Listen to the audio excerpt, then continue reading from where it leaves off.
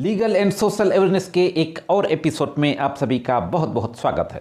मैं करीम अहमद सिद्दीकी एडवोकेट। दोस्तों, आजकल पॉक्सो के केस में सामान्य तौर पर एक बात कॉमन देखने को मिलती है।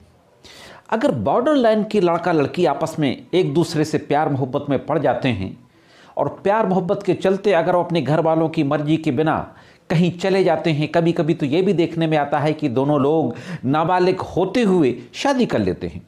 हालांकि लड़की की उम्र अगर नाबालिग है या लड़के की नाबालिग है तो वो शादी मान्य नहीं होती है, फिर भी किसी मंदिर में या किसी और तरीके से शादी कर लेते हैं। इसके बाद लड़की के घर वालों के द्वारा लड़के के विरुद्ध नाबालिग लड़की को बहला फुसला के भगा ले जाने की FIR दर्ज करा दी जाती है और अगर लड़की की उम्र 18 से कम है तो पॉक्सो एक्ट भी साथ में लग जाता है। FIR के बाद विवेचना शुरू होती है। विवेचना के दौरान अगर लड़की की बरामदगी हो गई और लड़का गिरफ्तार हो गया तो ऐसी स्थिति में जो मैं बात बता रहा था कि अक्सर कॉमन देखने को मिलती है कि लड़की का जो बयान होता है 161 में पुलिस के सामने और जो मजिस्ट्रेट के सामने बयान होता है 164 CRPC के तहत विवेचना के दौरान, उन दोनों बयानों में लड़की लड़के के खिलाफ कुछ नहीं बोलती है, लड़के के फेवर में बयान देती है। वो कहती है कि मैं अपनी मर्जी से गई थी। ऐसे केसेस अक्सर देखने को मिलते हैं। मैं खुद पर्सनली अपने प्रोफेशन में ऐसे कई केसेस कर चुका हूं। इसके बाद लड़की अपने फैमिली वालों के पास आ जाती है, कोर्ट के ऑर्डर से उनको सुपुर्द कर दी जाती है। चूंकि लड़की नाबालिग होती है तो अपने पेरेंट्स को ही सुपुर्द की जाएगी।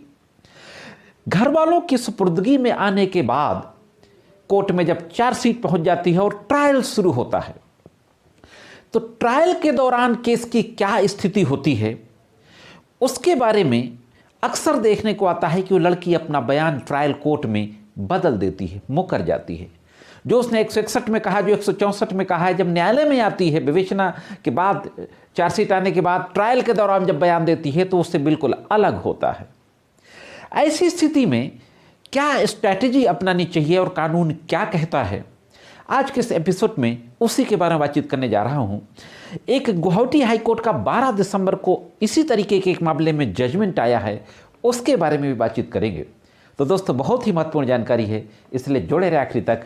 देखते हैं कि इस संबंध में संपूर्ण जानकारी क्या है। साथियों, हम सभी जानते हैं कि 161 और 164 का जो पर्पज होता है कानूनी तौर पर, वो सिर्फ प्रीवियस स्टेटमेंट के रूप में कंट्राडिक्शन के काम आता है।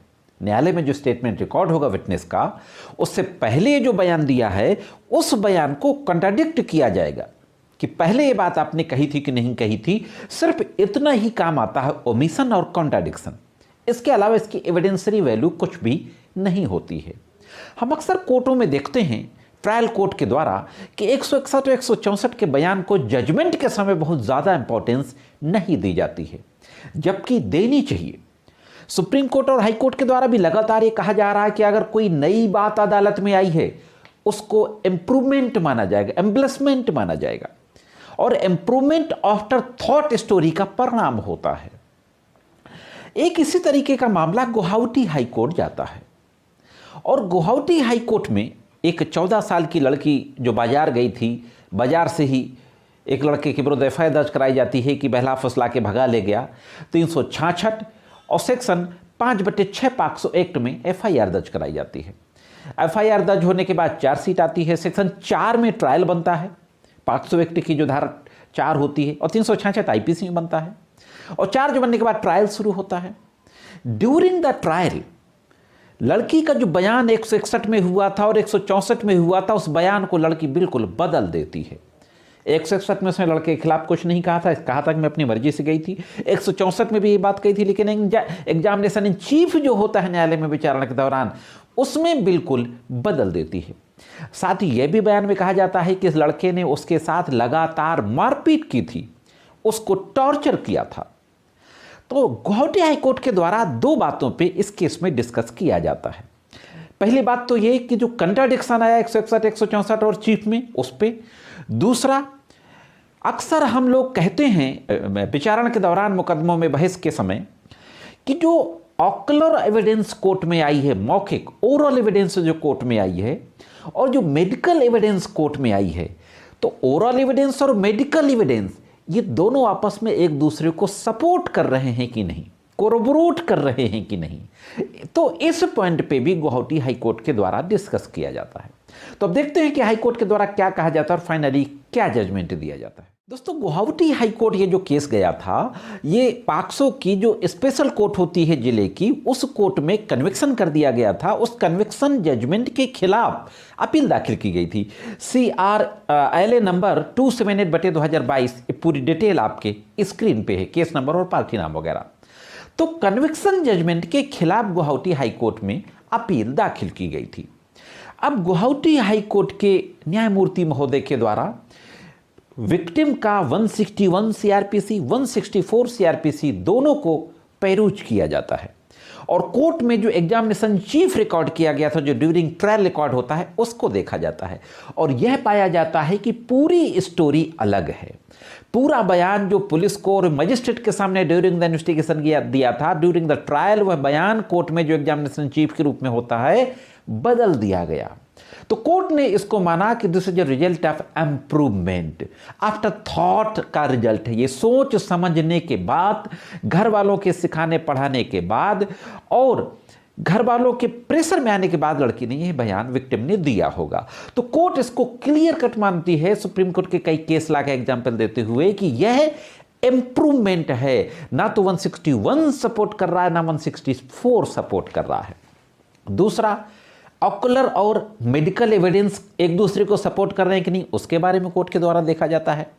लड़की का स्टेटमेंट कोर्ट में कि जो लड़का उसको ले गया तो उसने लगातार उसके साथ मारपीट की थी, लेकिन मेडिकल एविडेंस क्या कहती है कि there is no any injury seen on the body of the victim, even in the private part of the victim.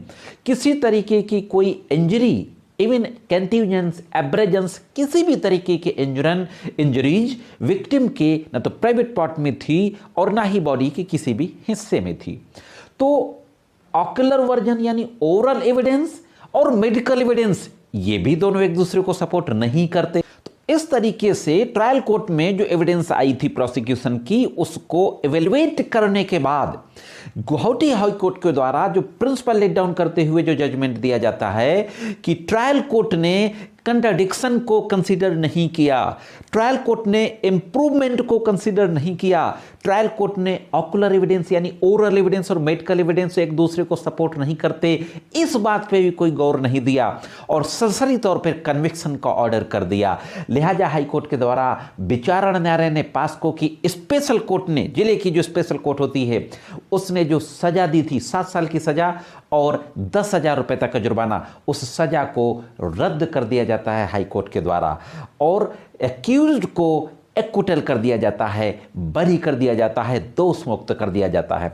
तो साथियों, यह एक ऐसा जजमेंट है कि इस तरीके के जो केसेस अगर आते हैं, उन केसेस में आप एज ए रूलिंग इस जजमेंट का इस्तेमाल कर सकते हैं। दोस्तों, इस जजमेंट से आप कहां तक सहमत हैं, कमेंट्स करके जरूर बताएं। जानकारी कैसे लगी यह भी कमेंट्स करके जरूर बताएं। अगर आप चैनल में नए हो, वीडियो को पहली बार देख रहे हो, तो वीडियो को लाइक और शेयर अवश्य कर दें और चैनल को सब्सक्राइब करके बेल बटन को जरूर हिट कर दें। आज के वीडियो में सिर्फ इतना ही, मिलते किसी अन्य वीडियो में कानून की कुछ अन्य जानकारियों के साथ। तब तक महत्वपूर्ण जानकारियों को देखते रहें लीगल एंड सोशल अवेयरनेस।